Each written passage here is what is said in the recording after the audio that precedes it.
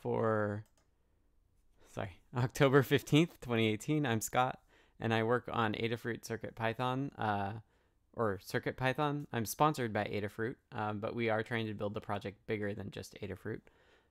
We have this meeting every week, which involves some folks that are sponsored to work on CircuitPython and some folks that just do it as a hobby. We want to hear what everyone's working on. We do this meeting every week as a way to just get together and figure out all the different things that are going on in the community. It happens on Mondays at 11 a.m. Pacific, 2 p.m. Eastern Time in our Discord channel.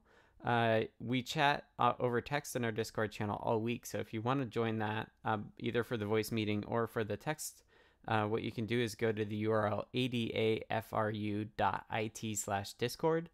That will dump you into our Discord server, which has channels like CircuitPython and General and Off Topic and Pet Photos and Project Help and all sorts of stuff.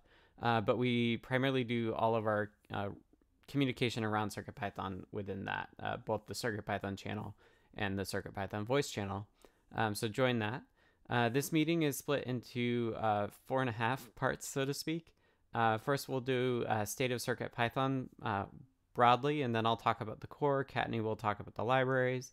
The second thing we'll do is Hug Reports, which is a chance for all of us to just say thank you to other folks for the work that they've been doing within CircuitPython land, or even broader than that.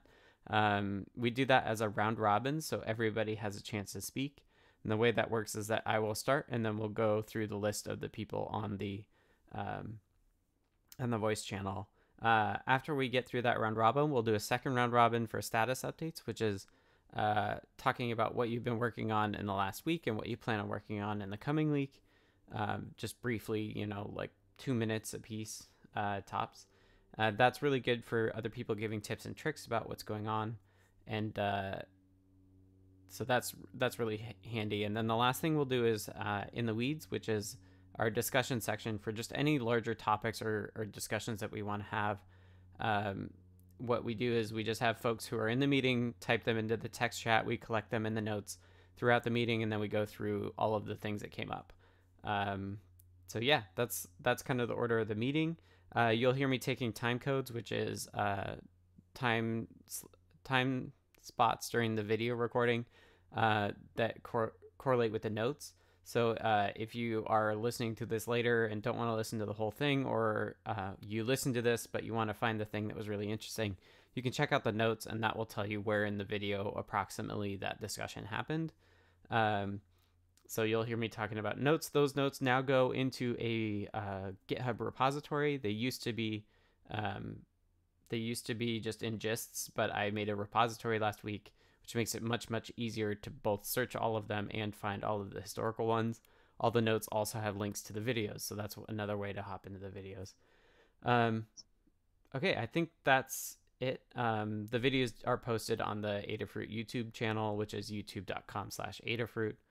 Check them out there if you're curious. So with that, I will take a time code and get started on the status, or the state of CircuitPython.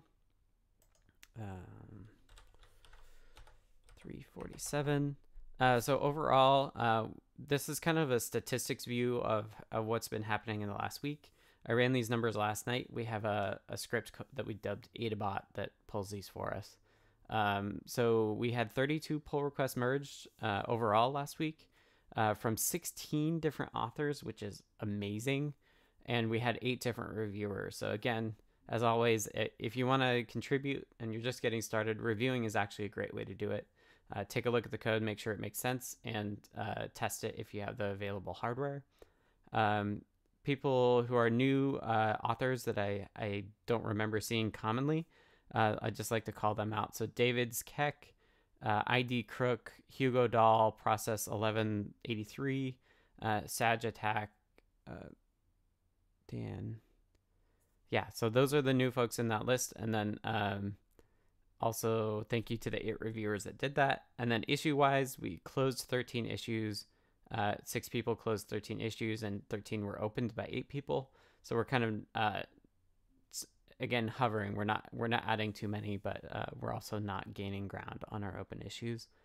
So that's overall. And then for the core, we had 7 pull requests merged from 5 different authors and 2 reviewers, myself and Dan. We have 8 open pull requests as of last night. And if you want to see exactly what those are, check out the notes, but I won't read those off. And then for the core, we had 4 closed issues, and 8 opened issues. So we were actually a net negative on that. I think I opened a few. I'm probably part of the problem. Um, for a total of 57 open issues in the core. So download stats, 3.0.3 was released last week, and we've had 706 total downloads.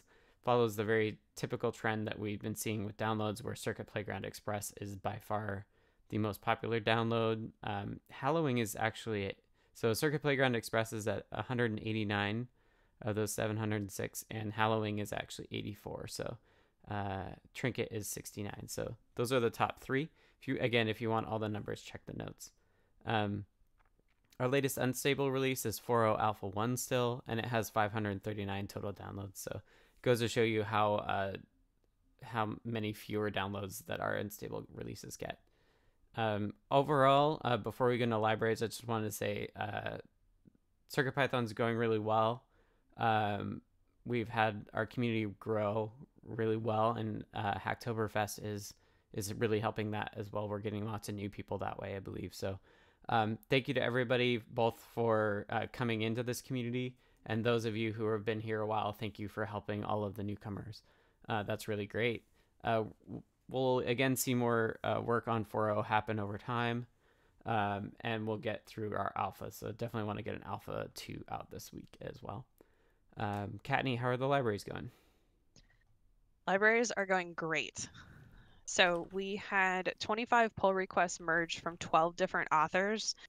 The new people, which you already pointed out, but I will point out again, are David S. Keck, ID Crook, Hugo Dahl.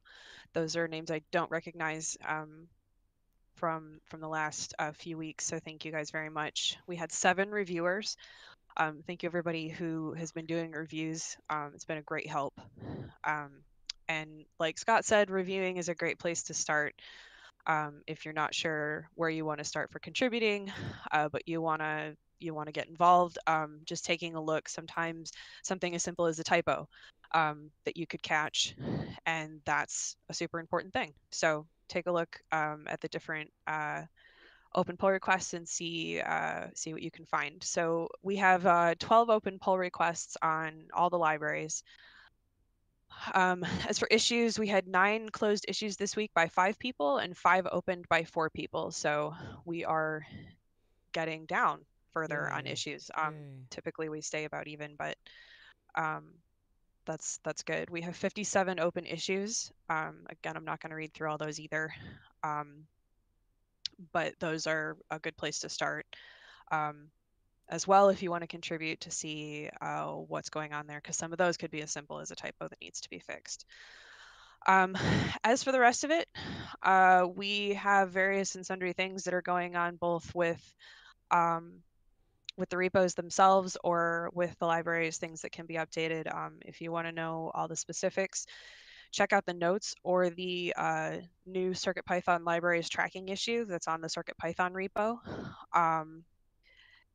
We updated that today, so that now has all the information about what's going on, and it has a much more in-depth list of the library stuff with actual links for a lot of the stuff that doesn't have links in the notes. Mm-hmm. So take a look at that if that's something else you want to look at. If you have any questions about it, feel free to ping myself or any of us, because some of those repos are brand new, and there's a reason they're on the list. Uh, but there are a bunch for which that is not the case. And So we would love to have you join up. if you're only listening, that's CircuitPython issue 1246 is if you want to look it up. Yeah. So other than that, everything's going really well. Thank you so much to everyone who's gotten involved. Thank you so much to all the new people who have shown up, all of our Hacktoberfest people as well. And can't wait to see what we have new for next week. Woohoo. All right. With that, we'll move on to Hug Reports. Kattni, gave a preview of what that's like, saying thank you to other folks. So Hug Reports is an Adafruit thing that we picked up from what they do internally. It's a chance for us to all just say thank you to the folks that have been doing awesome over the last week. I'll start as an example, and then we'll go around the room. I'm making air quotes around the room in the voice channel. Again, if you're just lurking and you don't want to participate in the round robin, just drop a text comment in the CircuitPython text chat, not the live broadcast one, and we'll skip over you. So that's all cool. Okay, so I'll start, and I actually got ahead of it last night and was thinking about got my notes together, so I actually have quite a few, which is cool. I was like getting through all my email, and I just kept adding more and more. So I'll start, obviously. First and foremost, I want to say thanks to Dan for all of the Windows driver work. I'm really happy that I don't have to do that work, and I'm really happy that he helps everybody who has troubles with those. And in addition to that, all of the general forum support that Dan does as well has been great. Carter, I wanted to say thank you to you for all of the pull requests reviews that you've been doing, especially for the Hacktoberfest that have come along. And then also we had a discussion about unifying external ADC APIs, and thank you for that as well. Josh and Kyle from the KMK keyboard firmware project, I wanted to say thanks to you. I think one of you are in the chat. We've been having really, really interesting discussions around making CircuitPython more applicable to what I think is like the appliance case, where we want it to work, but we also want to make sure that we want to make it hackable, but we also want to make sure that it can work. And if it's hackable, what happens when they hack it in a way that causes it to not work, and how do you kind of escape out of that and make it work again? So those discussions have been really, really awesome. And if folks want to know more about that, reach out to me, and I'll point you to the issue that's happening on. I wanted to thank some Pythonistas, Melissa, Amanda, and Marietta, for helping me on my speaker proposal, or my presentation proposal for PyCascades.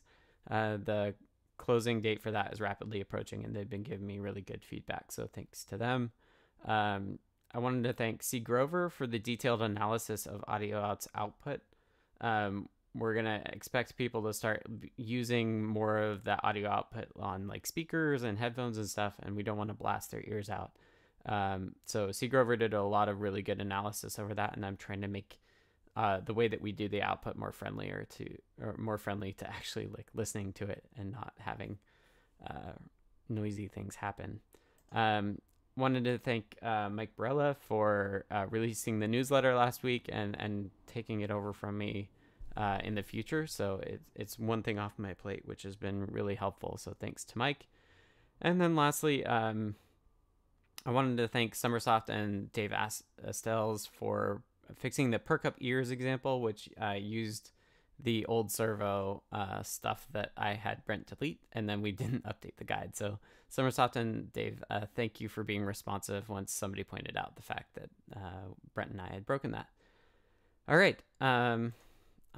Next is Brennan, who is text only, so I'll read those off. Again, I guess I didn't say this explicitly. If you don't have a microphone, feel free to put Hug Reports in, and I will read those off kind of in place of your turn.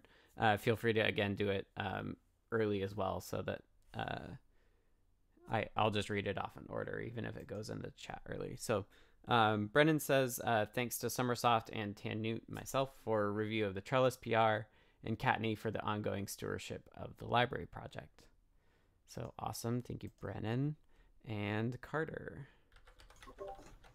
Oh man, I got a lot this week. Woohoo! Been just scribbling them down as they come up, and I'm looking at what I got here. Let's go through them. Okay, so one to Dan for helping out to get Travis going on the MCP 3 XXX repo. That was basically just Travis stopped working on it and had to dig through the not so great Travis GUI to figure out where the hangup was. It turned out to be just a simple YAML syntax issue. Fixed and rolling again. So sweet. Nice. Summersoft for catching my blunder on getting the cap 1188 lib into the bundle. Forgot how to Linux once again. and Kattni for helping undo that mess, which took half a morning pretty much. Jerry and Summersoft for the DHT quirk that came up this weekend, and I think Jerry's got a PR in to possibly fix it. That was kind of an interesting subtlety that they found out. K-Town came for helping out with something related to LSM 303. There was a bunch. It's basically just a poor data sheet issue on describing how the data registers actually are laid out and various other details for that particular sensor. And there's a lot of like ambiguity and weirdness if you look at the various drivers that are out there. And that's just kind of getting propagated into all the new drivers that are based on the old drivers. So I kind of asked internally. He showed up and investigated it and put in some comments and stuff, and even put in a PR to fix the current CircuitPython library for that. So that was pretty cool. And to process 1183, there's an ongoing discussion for the DRV 2605 little haptic motor driver board, and he's got a PR. He or whoever this is, he or she's got a PR for something, but we got a discussion that's just kind of been dragging for days and days. So thanks for hanging in there and dealing with the ongoing discussion on that. And that's all I got. Awesome. Thank you, Carter. It's been a super strong week, so I'm glad that it's not just me that thought that. All right, C. Grover. You around? No Mike this week due to some local bandwidth issues. A group hug to team for helping me learn and grow. Although I don't understand all of the Discord discussions, I'm continuing to learn and apply new parens to me concepts and techniques. Special shout out this week to Phil B, the LED Whisperer, for his CircuitPython fancy LED library. It's amazing, saving a lot of effort and producing some excellent color fades for a couple of projects. Also to John Park for his recent animation learning guide, opened my eyes to a better way to frame some NeoPixel strip animations to simplify the code, improving speed and performance. All right. Thank you, C. Grover. Charles. Just a general hug report to everybody, because I'm really learning a lot from just listening to everybody, and I very much appreciate that. Great. Thank you. No problem. Thank you, Charles. All right, Dakota. General hugs to the community as always. A hesitant hug to John Parks. I keep watching his videos and getting distracted from the things I intend to work on, but nonetheless. Awesome. All right, thanks, Dakota. Dan. Hi, thanks to everybody, Kattni, Carter, Summersoft, and Brendan, and other people for all the library stuff. That's just amazing how much goes on. I come back like 8 hours later and there are 3 more libraries or something like that. Thanks to Jeff Epler, who's trying to make Travis faster, which everybody likes. Yeah. And thanks to Scott for like thinking really clearly about what the mixer wants and implementing it. And it seems to just work, which is great. And thanks to all the people who are doing translation. There are kind of too many to list, or I should eventually list all of them, but they keep submitting PRs and we keep breaking their PRs and they keep fixing them, and they're happy to do so. And that's really great. I really like seeing all these translations. And thanks to Mike Borella, who's sort of taken over managing the CircuitPython newsletter in general and is continuing to write all kinds of guides by himself and supervising other people who are doing guides too. Totally. All right. Thanks, Dan. All right, Deshipu. So thanks to John Park for trying to get the Halloween to work with the Hackaday batch thing for the Hackaday Super Conference. And good luck to TT Mobi, who's finally trying to, like, he got over his fears and he's trying to build a CircuitPython board. Cool. His own. And yeah, that's. All right, thanks to Shipu. All right, F. Morton's lurking, so we'll go to Jerry. A great hug to Carter and Summersoft for always being there to discuss these issues that come up. The stuff with the DHT and the LSN 303 was fun discussions last week. And in a general hug to Dan too for his constant trying to clean up and smooth out the NRF issues that come up. So appreciated. Awesome. And a group hug to the rest. Sweet. Thanks, Jerry. All right, Kattni. So, giant hug to Carter and Summersoft for all the library work, PR reviews, merges, and overall involvement in the libraries. You guys have really made the transition into Keeper of the Libraries super smooth, and I really appreciate it. Brennan, for continuing to work through PyPI stuff, and thanks for always being there to deal with the weird stuff I find and testing everything for me. Dan, for talking through some important things, thank you for your support. Carter, Summersoft, and Jerry for all the effort putting into helping a user this weekend with an issue that turned out to be a bug in a library, and Jerry for finding the fix for the bug and putting in a pull request. So thank you guys for sticking with that. I know that one got a little bit odd, but you guys didn't give up and got it all sorted out.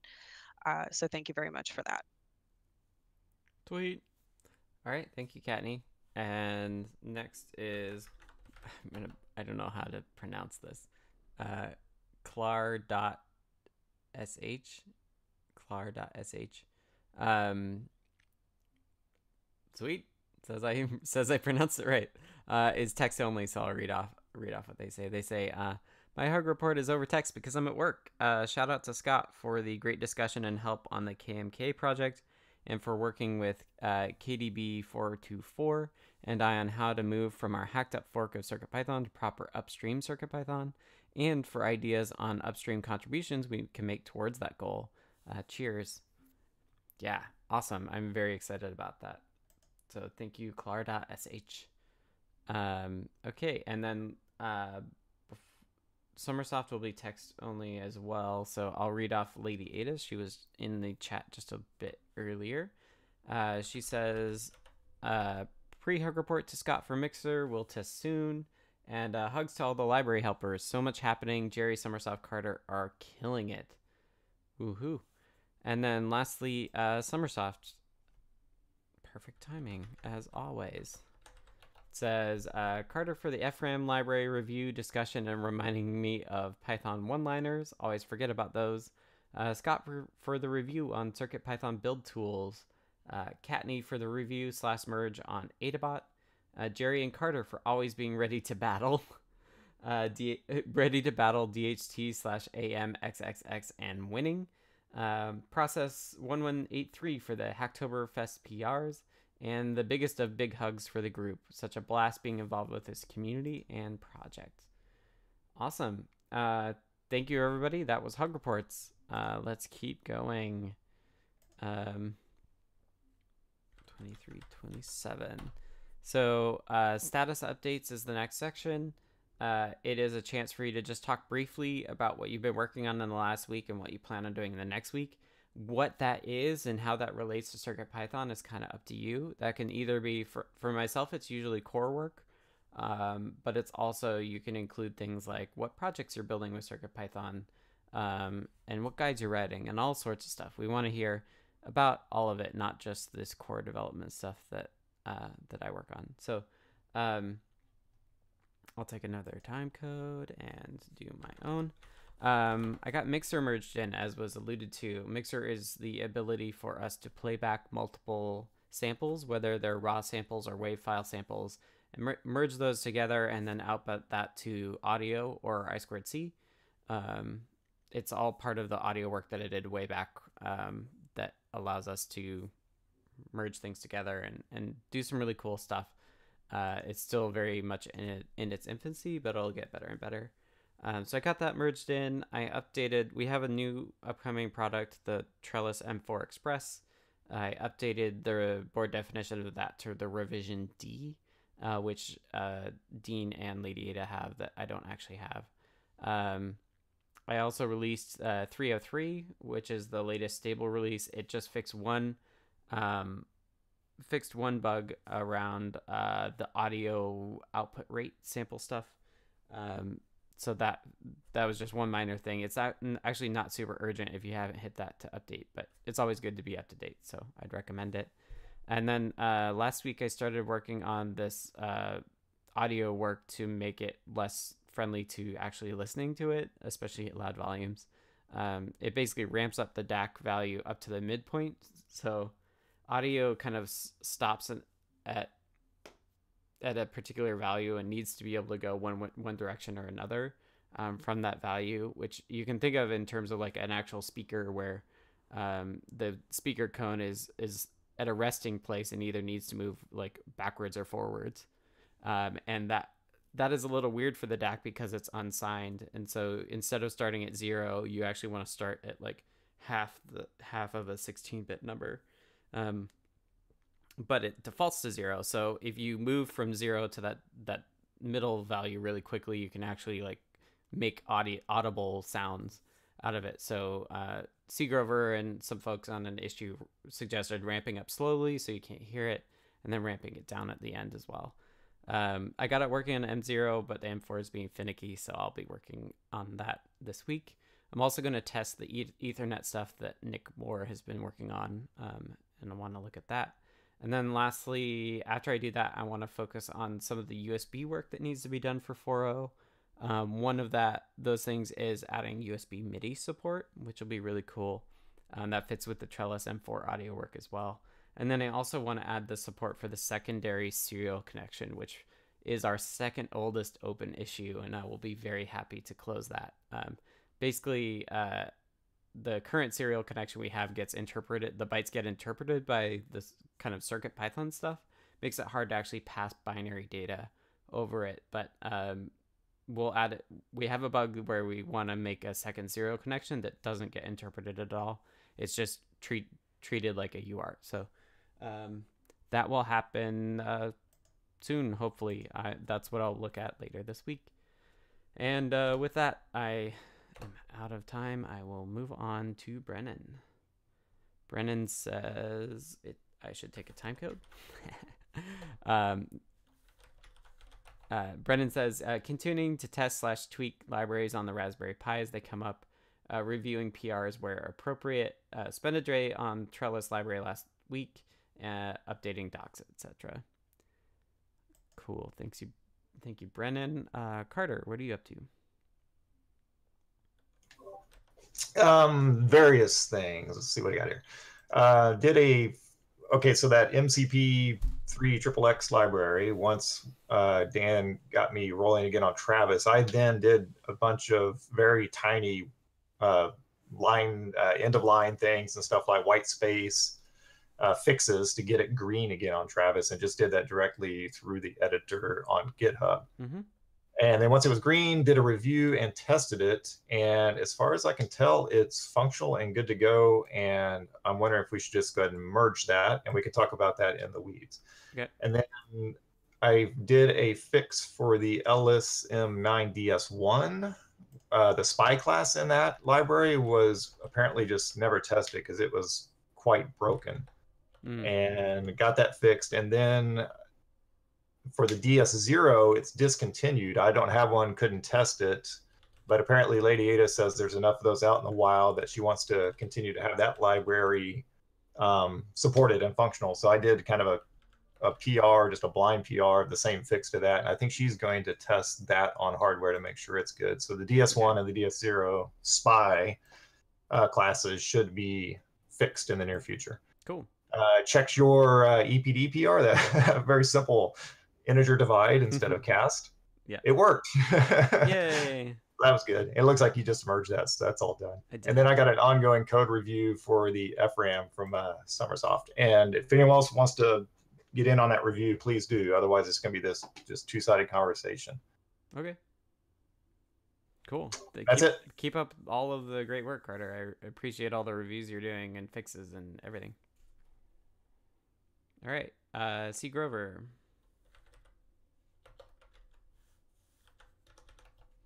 Says, revamping the NeoPixel strip animations for the UFO lighting controller. Incorporating the fancy LED library is the current activity. I've been benchmarking the performance of animation frames so that the incremental performance improvements are measured and can be weighed. Next week, I hope to get back to the music synthesizers and Eurorack work whilst revamping and replacing recording studio equipment. Awesome. Okay, Dakota. Oh, is my audio bad? It's showing green on my end. All good here. Okay.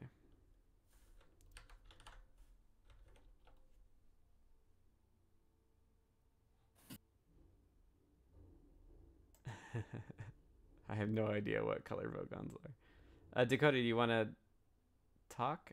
Maybe yours is not working. We can come back to you. Or type in the text. Looks like maybe the browser tab is unhappy. All right, let's go to Dan. Hi. Okay. Let me just find what I wrote down. Okay. I've been working mostly on NRF 52. I implemented PWM out. And then I started working on the next thing in Pulse.io, which is Pulse out. And that's pretty close to, it's all written, and I just have to start testing it. But in the process, I found I wanted to make some changes to the NRFX library, which is a thin library that's supplied by Nordic that is for the NRF chips. So there were some sort of, not exactly paperwork, but like suggesting some changes to Nordic, and they're responding. And in the meantime, we're going to clone the library, which we always do, or fork the library, which we always do anyway. Right. And then always the never-ending Windows drivers problems. Lady Ada and I are testing a couple of changes to the latest versions of the drivers, and there's always support in the forums having to do with Windows drivers. And finally, yesterday, I was finally able to get back to the project, which basically got me a job at Adafruit, which is working on an assistive technology project for a button box where there are a bunch of foot buttons that send mouse and keyboard commands. This is for someone who has pretty good foot control, but not hand control, and would like to do video editing, which involves a lot of keyboard shortcuts, if he can do it. So and that waited for many things, including the M4s, to have enough memory.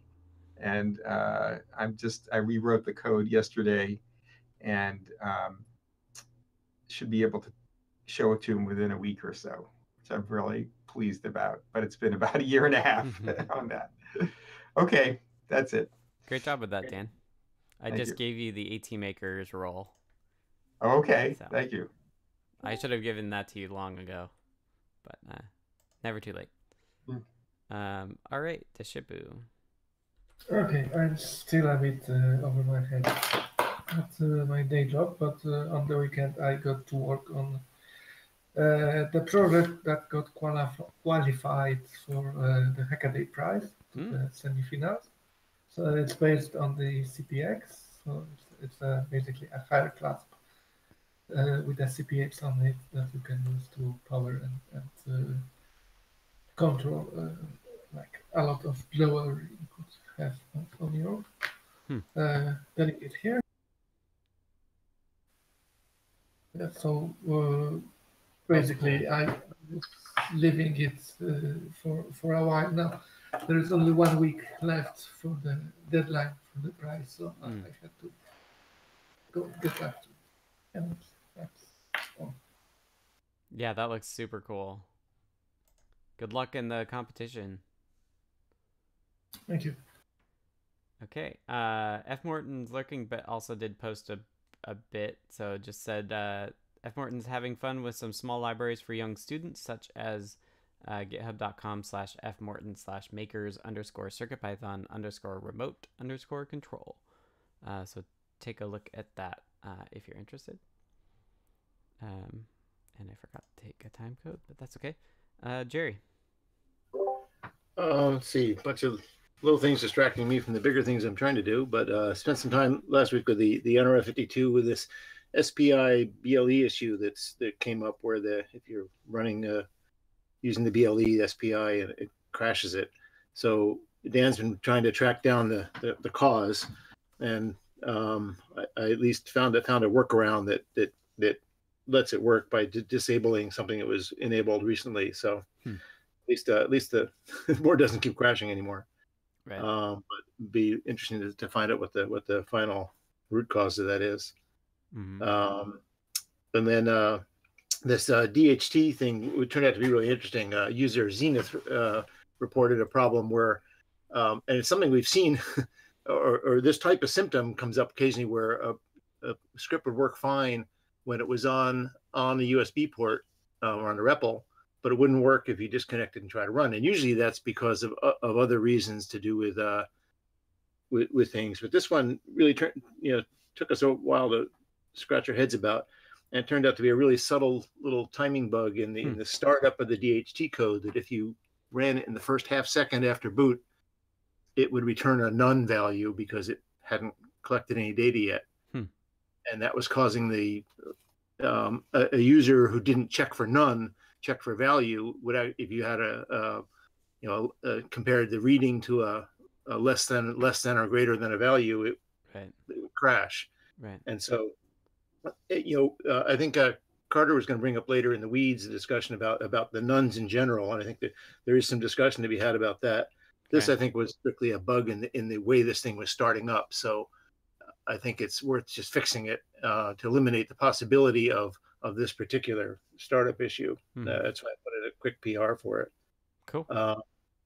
And then I set up a LoRaWAN gateway last week, and that's been a lot of fun to play with. And now I'm trying to work on this project that Lady Ada brought up last week about trying to convert this tiny LoRaWAN module to see if it'll work under CircuitPython. So I finally got the hardware in place where I can actually play with it, and it's fun. Cool. But it'll be a challenge, I think, getting that working in memory available. Yeah. I'm glad you're having fun, as always. Yeah.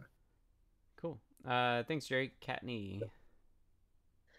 So last week, fixed the issue with cap 1188 not deploying to PyPI.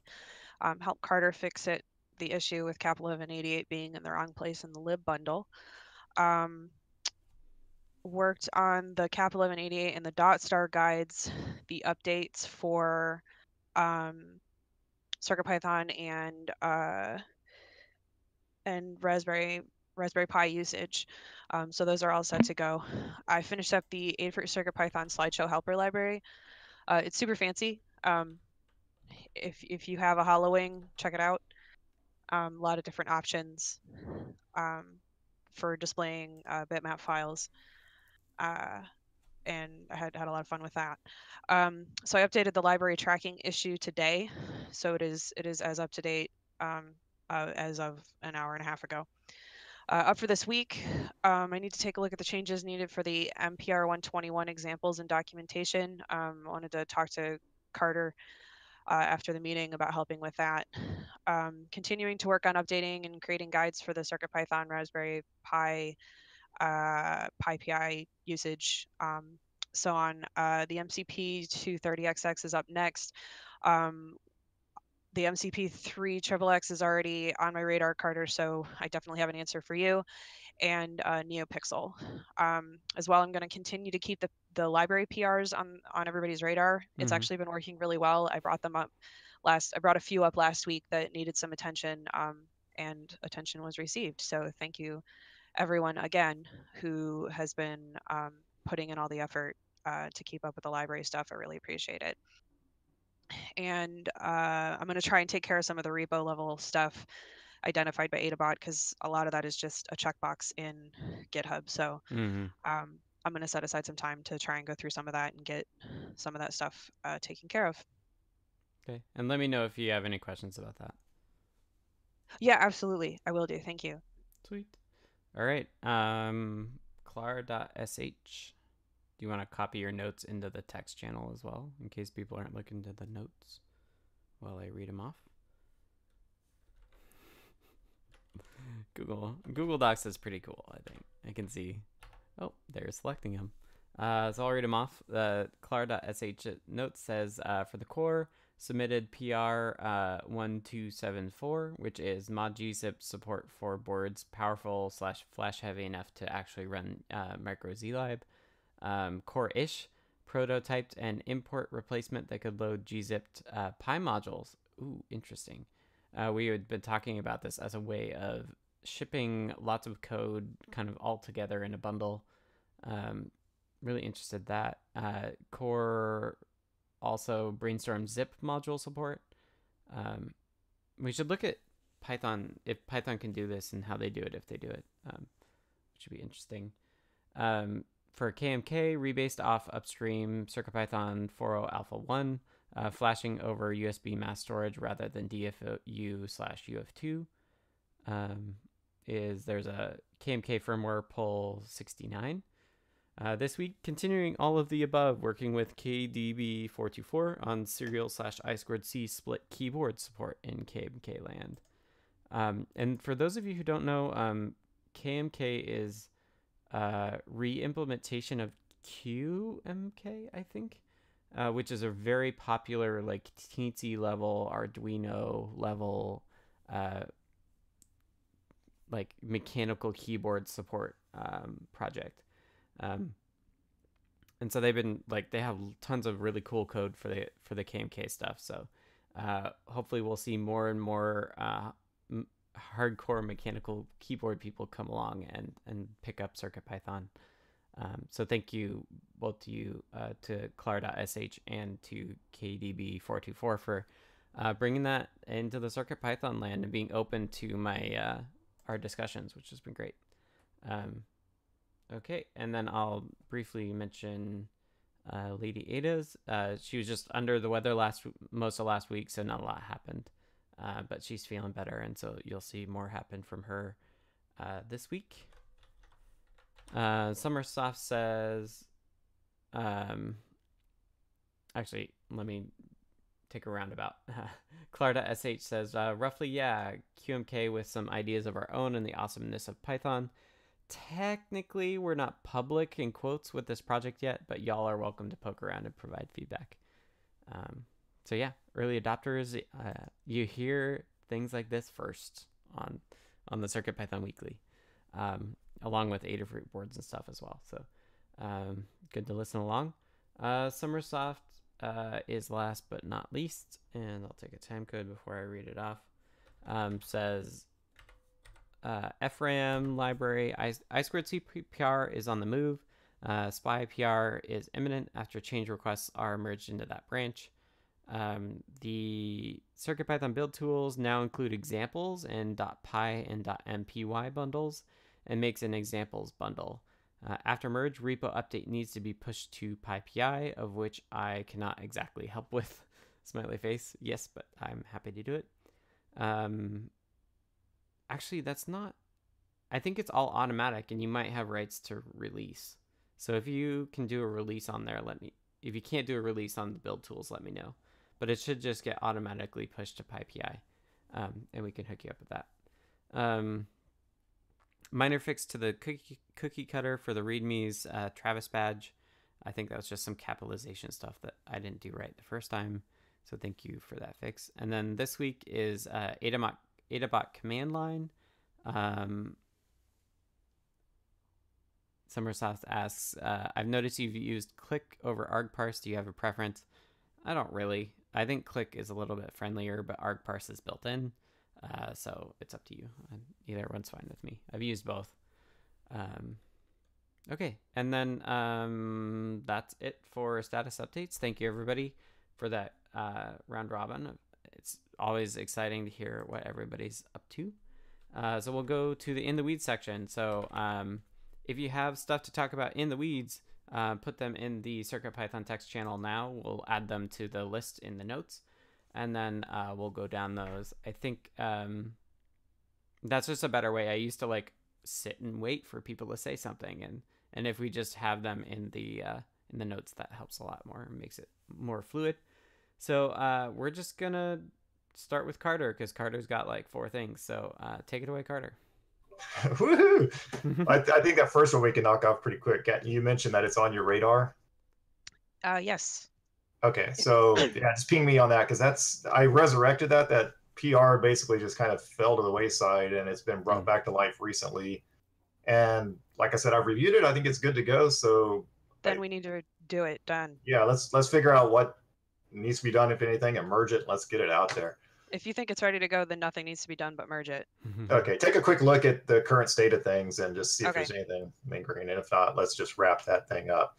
Yeah, that is the plan. Yes. We can always change things after the fact as well. Yes. Okay. Now for this custom I2C stuff for the frame, let me dump this little image on here. So this is something I came across in reviewing this. This is the way this weird little RAM I2C chip wants you to do a dance for getting its manufacturer ID and product ID off. So you can see how it's kind of a little weird and non-standard where you send out that reserved slave ID and then the actual address ID for the device and then that second reserved slave ID and then you get back 3 bytes. Boom, boom, boom, boom. So how would you do something like that through I2C device so you can kind of be like we've been doing in all our libraries where you don't use I2C directly, but use a context manager with I2C device? I couldn't figure out a way. Well, this is this looks like something that's pretty common, right? Like I2C reads tend to be a write and then a read. Right, but you wouldn't have that weird insertion of that reserved slave ID thing. The address changes. You see the address is that thing in the middle, the 1010A2A1A0. That is the typical start of an I2C transaction. Like here's the address, here's the read write bit, and then the data follows. It's that weird little it's that F8 and that F9 that have to be inserted that you can't really do with I2C device. Because I2C device has kind of a boilerplate of sending the address, the read write bit, and then off you go. I would just not use I2C device in that case. So how would you do it?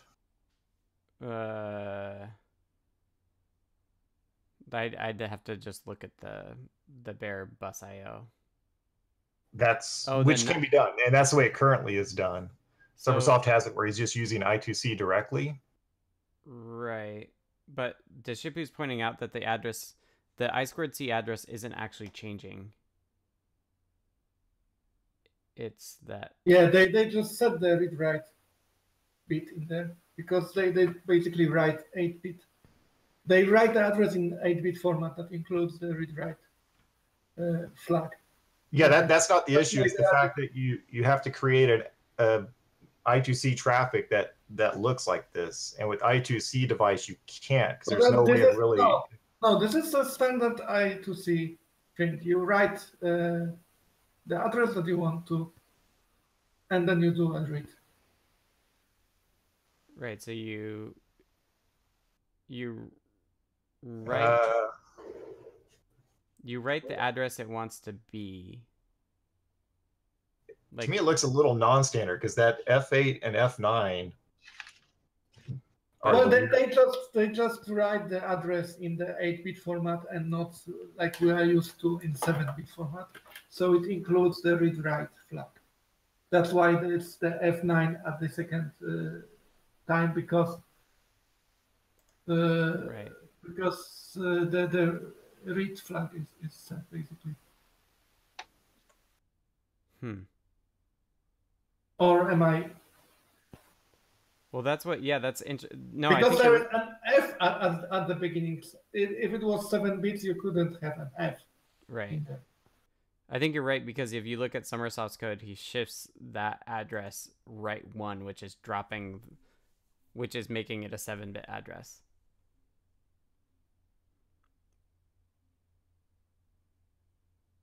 So so the I2C address is the same. Dishipu's pointing out that the difference between the 8 and the 9 is the read-write bit, not the actual I2C address. So I think the second set of 101A something something something is just... But they still send out the address with a read-write bit in there. Yeah, it's like they send it a second time. I wonder if it's just wrong. I don't think it's wrong, because you see the code block Somersault just posted where he is doing it low level on the I2C. This is just the repeated start. This is just the repeated start thing. But you have to. But the address is being sent 3 times, right? Based on that diagram. It's sent once as F8, once as like explaining all the A2, A1, A0, and then once as F9. Correct. Yeah, isn't this setting the address? Yeah, it's not the actual I2C address it's setting, it's the address of the manufacturer ID in memory. Yeah, good question. I'm not really sure where they came up with this stuff. Yeah, I mean, usually if it's memory mapped I2C, like you'll do write the address that you want to read, and then you do the repeated start, the slave address, and then read the data back from from the address you gave, like the memory address. Right. And so it sounds like that. Oh, basically, it's like they have a second separate I2C device just for querying the manufacturer, and you send it the address of the I2C address of the device you want to query from manufacturer, and it responds with the manufacturer. It looks like that to me, at least. Oh, they're like if you have multiple on the bus, because it has a fixed like metadata address, you've got to tell it like, oh, and this is the actual device with that metadata address that I want to read from. That sounds like a hack. Oh, so basically, I would treat that as a separate I2C device, just for reading this. Yeah, in the code. Yeah, in the code, and just send it the address of the device you want to identify, and then you get the identification. Yeah, that makes sense. Does that make sense to you, Carter? Would you have to create 2 I2C device objects? Right. That would be basically. That's kind of the other way I was thinking about doing it. Yeah. You may not have to keep it around though. You could just do it temporarily, just to clean up the init code. Okay, I'll play with it that way. See if I can get it to work. Yeah, this was a weird one. Yeah. But it kind of brought up the question of like, do we need to fancify I2C device where we can basically still use it, but through it get more like raw access to the I2C bus? Well, you can. Like Python never actually like prevents you from accessing anything. So if you do actually need to do that, you could. I mean, you're gonna have to pilot it, but okay. I think I would just do 2 like Dishipu recommends. All right, that's cool. Well, I'll punch on that. That's enough on that one. So the next one, how to document get item, set item. Mm-hmm. How do you do that? Get or set item. Do you docstring the actual get item, set item function, or what? Can we look at the Python documentation, how they do this? I don't think they do. Like you're talking about like the subscription thing. Yeah, so, yeah. Like exactly. on the object, you can give it brackets. I usually then say like for the object itself, it acts like a sequence, or like I do it at the like object class level. I don't do it on the like method level, so to speak. Does that make sense? Like right. So it'd be in the docstring for the class, not for the functions. Right. So I think, what is it? Pulse in is an example I think that I did that's similar. Pulse IO.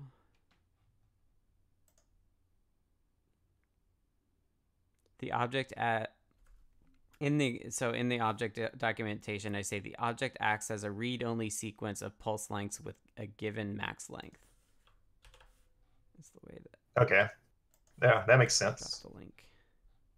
That's what I'm looking at. And then I don't. Oh yeah, I do document get. Get is shown in here. It says returns the value at the given index or values in slice. And then I have an example. So yeah, I would use that as a model for it. Okay, that's easy enough then.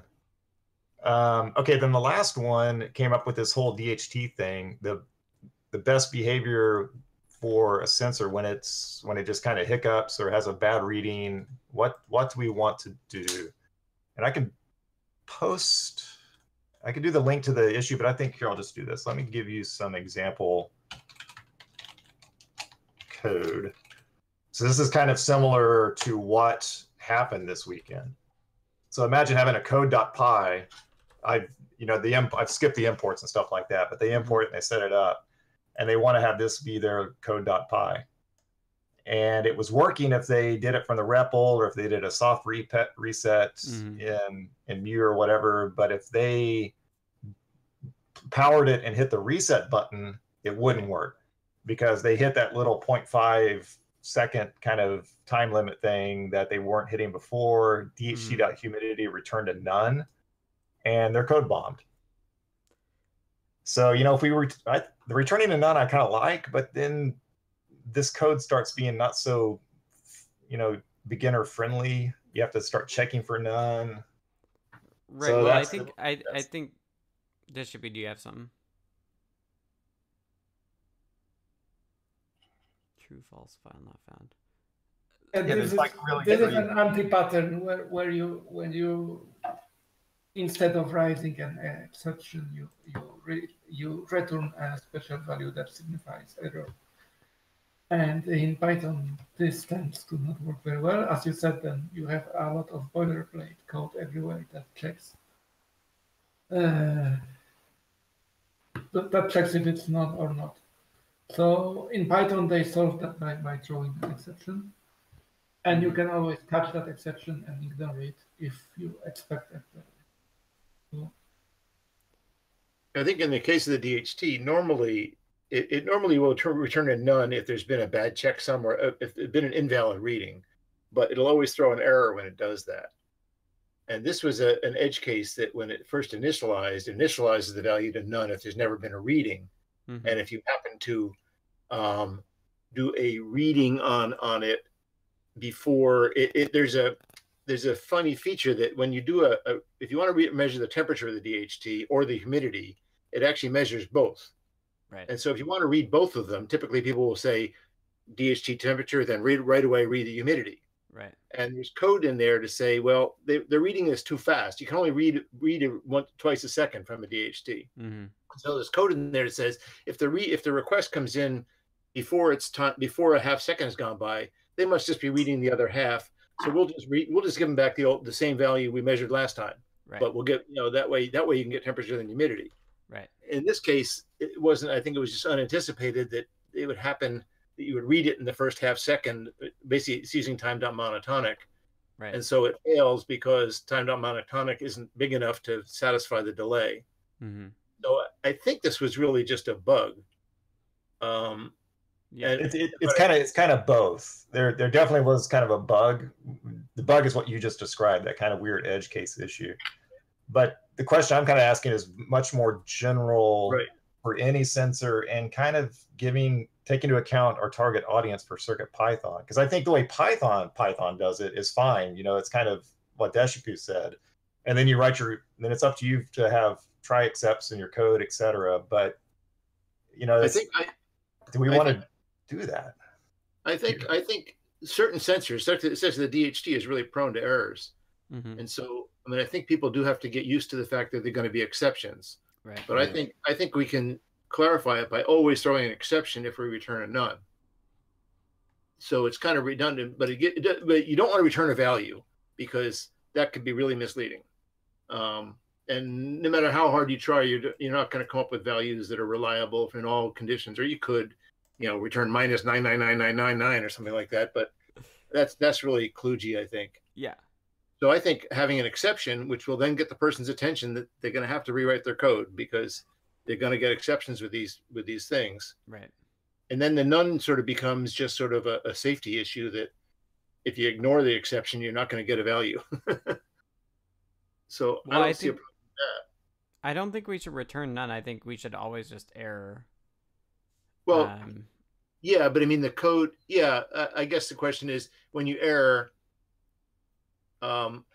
it's setting. Well, in a case like the DHT, there are I don't know what the proper term is. There are attributes that contain the temperature and the humidity that are set by a measurement. Right. And so if you call a measure, it's going to try. It's supposed to set those. If the measurement fails, they should be set to something. They shouldn't be just left to the previous value, because that previous value could be 20 years old. Right. So that's why it sets them to none. Now, again, it's up to the user not to use those. Well, I would say that the like humidity property then should say if it's none, throw an exception. Like throw another exception from the property. I would agree with that. Okay. But I also think that this is a special case where, if we have this half second at the start that we don't have a valid value, we could also just try reading it, right? Like just when you when you construct the DHT object, just do the initial reading. Well, that's what the PR I did fixes that. Okay. It'll always read the first time through. Related to that, I wonder if we want to have some kind of a wrapper utility class or function or something that will catch the exceptions for us and keep the last good value and simplify using those sensors for people. Mm-hmm. So you basically wrap your sensor in that class or something similar. I'm not sure how you would use it. Maybe as a decorator, maybe as something else. And it would basically keep the last good value and give you the last good value if you got an error or something like that. This comes up also with the time of flight sensors. What do you do when there's no measurement? Mm-hmm. And they do. None is a valid or no good return is a valid result. So what should we return there? Well, I think you're right. I think in that case, none is okay, but it should just be documented that way. Right. But does it depend on why none is being returned? Is it because of a timeout? Is it because of a bad value? Is it because of different reasons can cause that? Yeah. So basically, if it's an error, there should be an exception. That's If there is no measurement, maybe you could. Well, you could also throw an exception in that case. I suppose. But it really depends on the use case. I think sort of educating people to test for none or is pretty. That's kind of esoteric. But getting people to use try accept conditions is a good habit. Although I think we want to discourage people from just doing try and then accept all errors and move on because that really hides a lot. Right. And I'm just generically concerned about trying to explain try and accept to CircuitPython's target audience. Yeah. Speaking of exceptions with sensors, I wonder if we should have a subclass for the runtime error or something like that. Yeah. We could just for the sensors and for the common errors with the sensors, maybe some common. Yeah, totally. Exceptions. Yeah, I think exceptions are fine as long as they're like well written and well organized. Like you could have no measurement exception. Well, I think in that case, like that's what none is for. Like none is for that third state of like I'm measuring a distance to an object, but there is no other object, right? Like none seems reasonable then. Well, I would use plus infinity. But you don't actually know that it's plus infinity either, right? Like, well, it's outside of the range of the sensor. Yeah. Out of range seems pretty descriptive. That's true. Yeah. But I think in the case of humidity, that doesn't pass that test, right? There is always humidity. Unless it's outside the range that the device is capable of measuring, if there is one. That's a good point.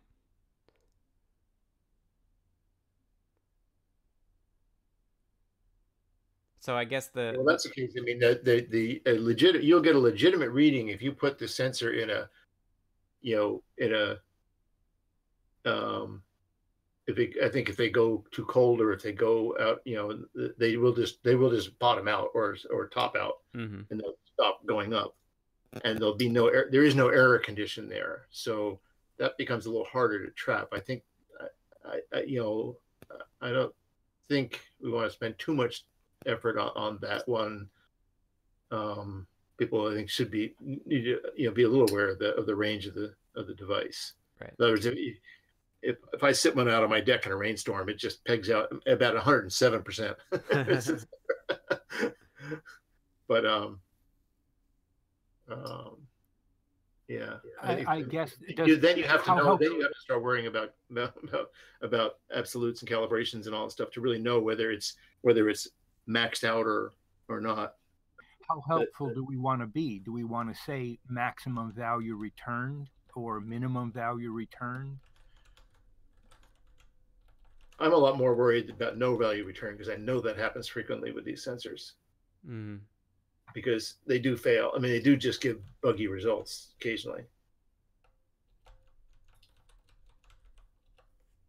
Yes, I think that one thing here, if the end sensor actually signalizes an error instead of returning like a maximum value, we should actually distinguish that from returning maximum value.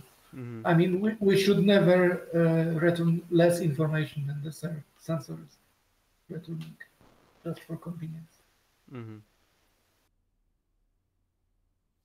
Yeah, so I think to summarize, it depends. Exceptions aren't a bad thing, especially if they're worded well. And if you find yourself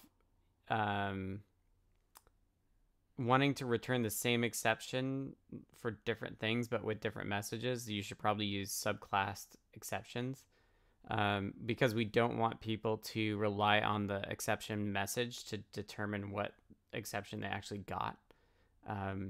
That's something we're relying on for the translation stuff. So the message itself along with an exception would actually potentially change.